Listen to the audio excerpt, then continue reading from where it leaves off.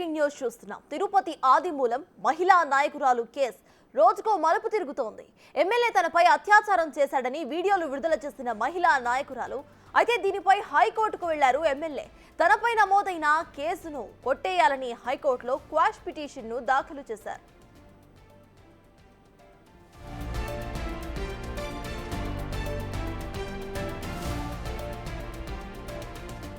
తనపై వస్తున్న ఆరోపణలపై ఎలాంటి విచారణ లేకుండా, దర్యాప్తు జరగకుండా కేసు నమోదు చేశారని ఆయన పిటిషన్లో తెలిపారు.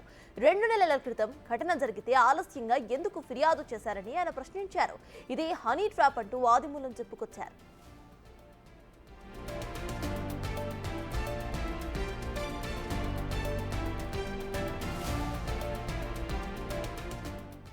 తిరుపతి ఆదిమూలం మహిళా నాయకురాలు కేసు రోజుకో మలుపు తిరుగుతోంది. ఇవాళ హైకోర్టులో దీనిపై వాదన కూడా వినిపించే అవకాశం ఉంది. ప్రెజెంట్ ఇదే అంశంపై పూర్తి డీటెయిల్స్ మా ప్రతినిధి దామోదర్ అందిస్తారు. దామోదర్, చెప్పండి, ఇటు ఆదిమూలం క్వాష్ పిటిషన్ దాఖలు చేసినట్టు తెలుస్తోంది. ప్రెజెంట్ అప్డేట్స్ ఏంటి?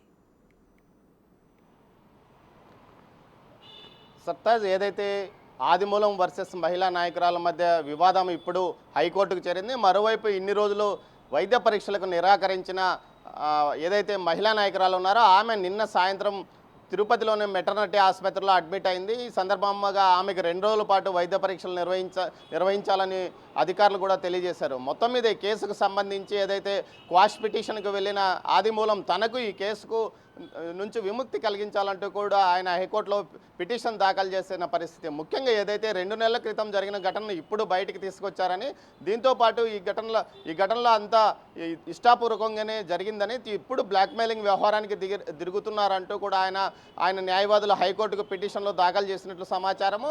మరోవైపు ఏదైతే దళిత సంఘాలు నిన్న కేవీపురం మండల కేంద్రంలో ర్యాలీ నిర్వహించి ఏదైతే మహిళా నాయకురాలతో పాటు అదేవిధంగా ఆమె వెనక ఎవరున్నారో ఈ కుట్ర కోణాన్ని ఛేదించాలంటూ పోలీస్ స్టేషన్లో ఫిర్యాదు చేశారు. ఈ రోజు నుంచి ప్రతి మండల కేంద్రంలోనూ నియోజకవర్గ కేంద్రంలోనూ దళిత సంఘాల ఆధ్వర్యంలో నిరసనలు తెలియజేసి ఆ తర్వాత ఆ మహిళా నాయకురాలు ఆమె వెనుక ఉన్న వారి మీద కేసులు ఫిర్యాదులు చేస్తామని చెప్తున్నారు. మొత్తం మీద అయితే ఆమె ఈ కేసుకు సంబంధించి ఏదైతే మహిళా నాయకురాలు వీడియోలు విడుదల చేసిందో వాటిని ఫోరెన్సిక్ ల్యాబ్కు పంపించారు. 15 రోజుల తర్వాత ఫలితాలు వచ్చే అవకాశం ఉందంటున్నారు. మరోవైపు ఈ ప్రస్తుతం ప్రసూతి వైద్యశాలలో జరుగుతున్న వైద్య పరీక్షలకు సంబంధించిన ఫలితాలు రావడానికి మరో 15 రోజులు పట్టే అవకాశం ఉందని తెలుస్తుంది. మొత్తం మీద ఈ కేసు సంబంధించి పూర్తి స్థాయిలో విచారణ ఆపుకోవడానికి హైకోర్టు నుంచి స్టే తీసుకురావడానికి ఆదిమూలం యొక్క న్యాయవాదులు కూడా పనిచేస్తున్న పరిస్థితి. దీంతోపాటు ఏదైతే తనకు అన్యాయం జరిగింది, తాను దళిత ఎమ్మెల్యేని కాబట్టి తనకు అన్యాయం జరిగిందంటూ తన శ్రేణుల వద్ద ఆయన చెప్పుకుంటూ సమాచారం. మరోవైపు టీడీపీలోని అసమ్మతి వర్గము వర్సెస్ ఆదిమూలం మధ్య జరిగిన వివాదమే దీనికి కారణమంటూ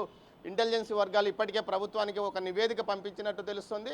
అయితే ఈ మహిళా నాయకురాలు వెనక ఎవరున్నారు, గతంలో స్వతంత్ర అభ్యర్థిగా పనిచేసిన అభ్యర్థి సహకారం ఉందా లేకపోతే మరో నాయకురాలి సహకారం ఉందా అన్న కోణంలో కూడా దర్యాప్తు చేస్తున్నట్టు తెలుస్తుంది. అయితే ఇంటెలిజెన్స్ వర్గాలతో పాటు ఎస్బీ వర్గాలు ఈ కేసు విషయంలో సీరియస్గా పనిచేస్తున్నాయి. మరోవైపు ఏదైతే ఆదిమూలానికి సంబంధించి తనను బలాత్కరించాడని చెప్తున్న మహిళా నాయకురాలు యొక్క వైద్య పరీక్షల ఫలితాలు సక్రమంగా వస్తాయా, కేవలం 42 నుంచి 78 గంటల లోపలే ఫలితాలు పూర్తి స్థాయిలో ఏదైతే వైద్య పరీక్షల ద్వారా ఫలితాలు వచ్చే అవకాశం ఉంది, లేకపోతే వచ్చే అవకాశం లేదని తెలుస్తుంది.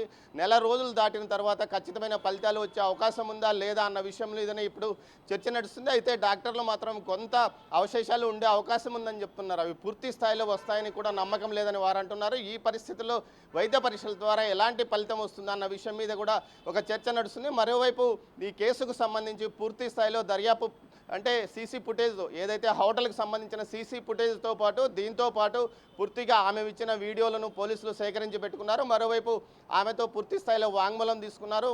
దీనికి సంబంధించి మరోవైపు ఆమె వెంట ఉన్న వ్యక్తుల సమాచారాన్ని కూడా తెలుసుకున్నారు. అయితే ఏదైతే ముఖ్యంగా హైదరాబాద్ ప్రెస్ మీట్కు పెట్టడానికి ఎవరు ప్రేరేపించారా అన్న విషయం మీదనే ఇప్పుడు పూర్తి స్థాయిలో అటు ఎస్బీతో పాటు ఇంటెలిజెన్స్ వర్గాలు పూర్తి స్థాయిలో దర్యాప్తు చేస్తున్న పరిస్థితి. మొత్తం మీద ఇది తెలుగుదేశం పార్టీతో పాటు ప్రభుత్వానికి మచ్చ తెచ్చే విధంగా వ్యవహరించారంటూ కూడా తెలుగుదేశం పార్టీలోని సీనియర్ నాయకులు స్థానిక నాయకులపై ఆగ్రహం వ్యక్తం చేసినట్టు తెలుస్తుంది.